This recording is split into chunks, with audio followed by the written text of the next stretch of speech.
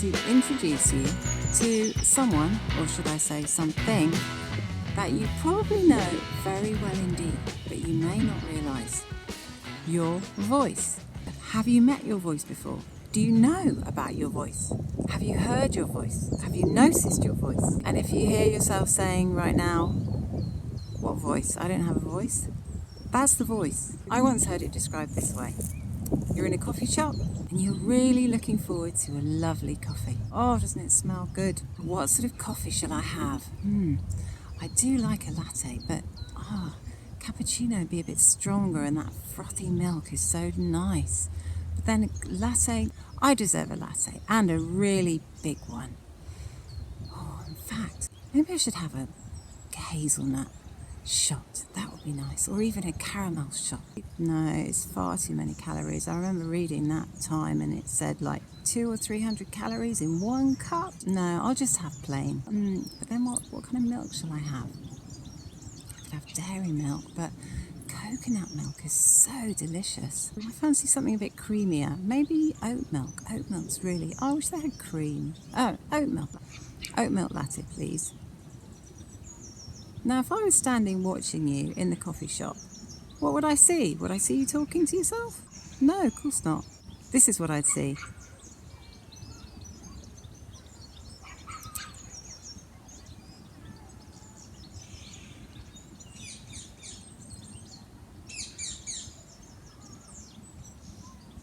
Oat milk latte, please.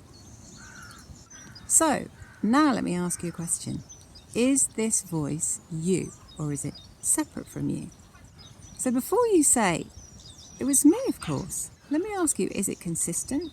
Does it say stuff you agree with? Does it always say the right stuff? Has it ever been proven wrong? So in his book, The Untethered Soul, Michael Singer puts it this way. So imagine I put 3 different things in front of you. I don't know, a trumpet, a flower pot, and a twig. And I say, which of these is you? Well, you won't have any trouble in saying to me, well, none of those are me. I'm the one looking at those things. And, in fact, no matter what you put in front of me, I'm still going to be the one here looking at them. So you might listen to opera music, classical music, and then you might go on to rock music. So, which of those sorts of music is you? Well, the answer is, you're the one listening to them. And that's never going to change. So no matter what pieces of music you listen to, you're not going to change. You're still going to be the one listening. And that's really like the voice. You'll notice the voice says loads of different stuff. And it completely changes with the wind, doesn't it? Sometimes it says you're up. Sometimes it says you're down.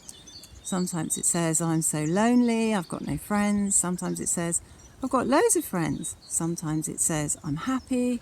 Sometimes it says I'm sad. Like, it'll change 50 times in a day. And sometimes it's really emphatic, isn't it?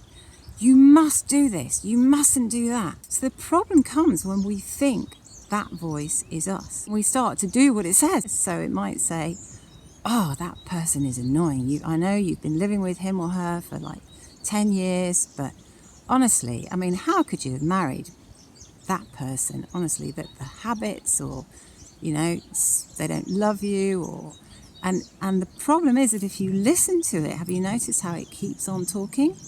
That voice will have you divorced before you know it. Or what if it says, well, I was born a woman, but I should have been a man. I definitely should never have been a woman. This is a gigantic biological mistake. I should have been a man. It would have me going to have a sex change. I mean, we could spend thousands and thousands and thousands on obeying what the voice says. Or we might be wondering, well, sometimes the voice says I should be doing this, and sometimes the voice says I should be that. Which one is me? And then, like, people go around looking for themselves. Which is really me? Which one is really me? Eckhart Tolle had this same question because he had the thought, I can't live with myself any longer.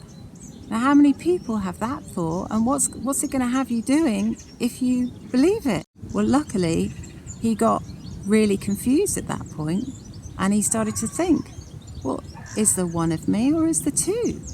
Like, who am I and who is the myself that I cannot live with anymore? Like, is it the same?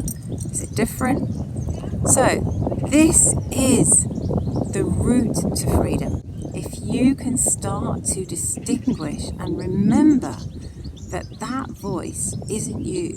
It says this, it says that, it says the other, but it doesn't matter.